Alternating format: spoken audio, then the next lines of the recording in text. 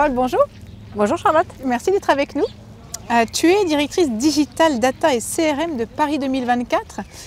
Quelle est ta mission précisément? Alors, Paris 2024, nous on a pour ambition de créer un nouvel modèle de jeu qu'on veut plus durable, plus inclusif, plus accessible à tous.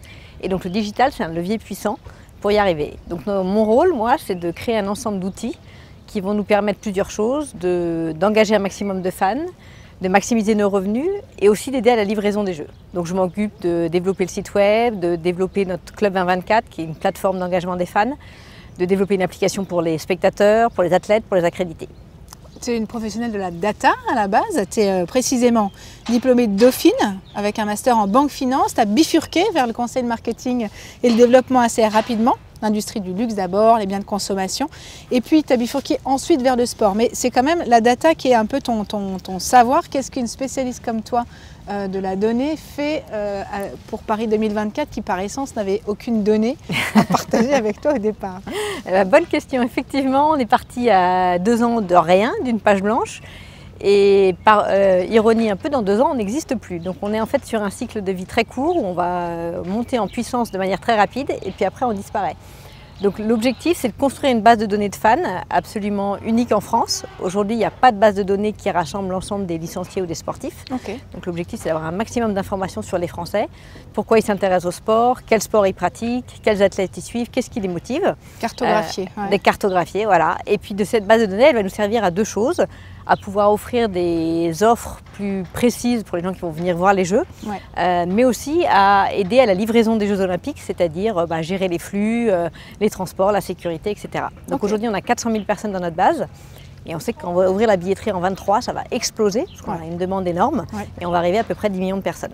Alors, la première bonne idée que tu as eue, la première pièce que tu as posée, c'était quoi? Alors, une des premières choses qu'on a fait, c'est de créer le Club 2024. Ce club, c'est une plateforme d'engagement des fans qui permet à tous les Français de vivre les Jeux Olympiques de l'intérieur en leur proposant des expériences un peu uniques. Donc, ça peut être rencontrer des athlètes, ça peut être s'initier à des nouveaux sports, ça peut être se porter volontaire pour Paris 2024, avoir des infos en avant-première sur la billetterie, etc.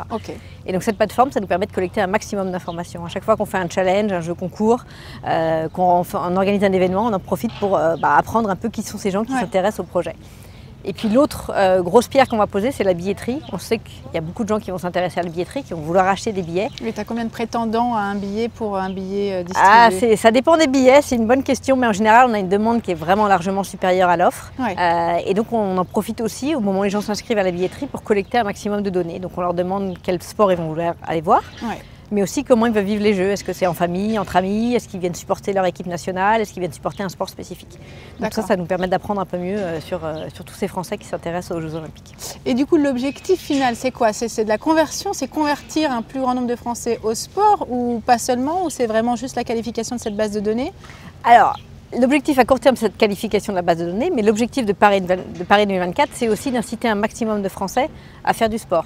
On a envie de valoriser comment le sport au quotidien peut changer la vie des Français, que ce soit en matière de lien social, de santé, d'inclusion.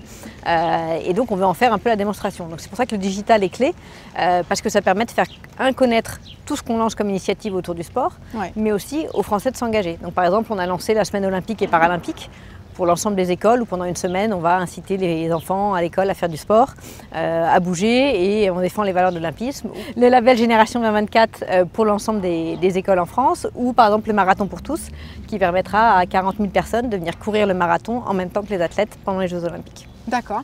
Et du coup, concrètement, là, on était à Annecy pendant 3 jours pour parler de transformation, de mission, d'organisation, de modèle de production. Qu'est-ce que toi, tu viens chercher ici ? Alors effectivement, on est dans un monde qui change beaucoup, qui a beaucoup changé là depuis 2 ans, que ce soit la transformation numérique, digitale, le réchauffement climatique, etc.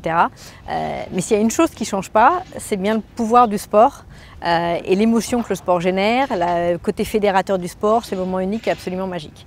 Et donc nous, chez Paris 2024, on veut se servir de cette puissance-là justement pour aider quelque part à cette transformation, aider la société par le sport. Donc moi je viens ici chercher, essayer de mieux comprendre encore ces transformations, comprendre ce qui se passe, anticiper encore mieux pour pouvoir derrière le mettre à profit au sein de Paris 2024 pour aider dans cette transformation-là. Ok. Et pour finir sur le calendrier, peut-être les 2 dates très attendues par les Français notamment, c'est les cérémonies d'ouverture et de clôture des Jeux Olympiques. Est-ce que c'est les mêmes dates qui structurent toi ton calendrier? Est-ce que ça a la même résonance sur le digital?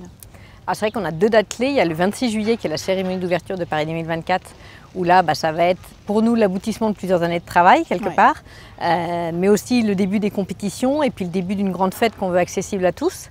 Ça va être sûrement un grand moment d'émotion pour l'ensemble des équipes, mais aussi un grand moment de tension. Donc il nous reste encore 2 ans et demi, un peu moins, pour être prêts.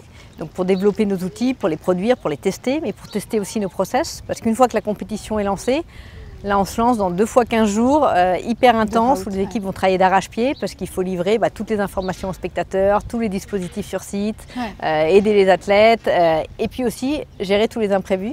On le sait bien, dans l'événementiel, il y en a, et dans les Jeux Olympiques, il y en aura certainement beaucoup, que ce soit un changement de calendrier, des aléas météo, etc.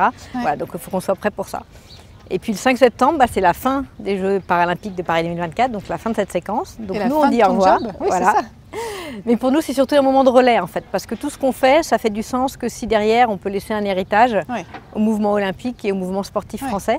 Donc on travaille dès maintenant avec le CIO, avec le CNOSF pour voir comment on peut leur léguer et nos outils et puis surtout toute la connaissance qu'on aura acquis pendant 5 ans. Pour que le prochain directeur ou directrice de Digital Data des Jeux ait une base de données à travailler dès Exactement, voilà.